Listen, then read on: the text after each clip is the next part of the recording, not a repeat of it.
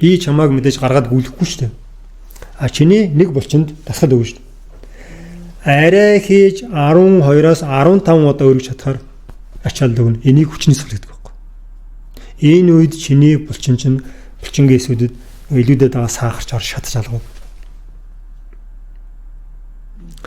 Нэг булчин нөгслөө дараа нь дахиад нөгөө булчинд нөгш. Чи дахиад нэг хийж чадхааргүй. Тийм ачаал өгнө. Тэрнээс ингээд 30-40 удаа чөлөөд ээж юм бол тэн сахар шатдаггүй байхгүй.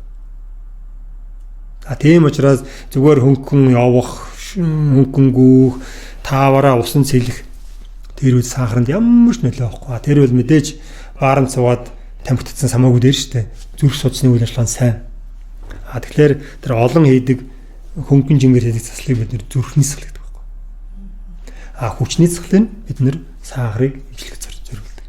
Тэгэхээр бид нэр хичнээн тэр сахарыг шатаадаг булчингийн нөөц үйл ажиллагаатай булчин тавина. Төдий хэмжээгээр бид нэр тэр сахарын цуснах сахарыг хэвийн хэмжээнд нь барих нөөцтэй гэдэг. Бидний сайжруулж байгаа юм тэр шүү дээ. Хүн хөгширч өгдөггүй нишч өгдөг. Тэгэл энэ байна шүү дээ. Чи ичнэн залуу хүн ч гэсэн ямар ч дасгал хийхгүй ингээд яваад байвал нийт булчингийнхаа 30%-ийг л ажиллана. Тэгэхээр хүний бие чинь баг энергийн зарчмаар ажилладаг машин.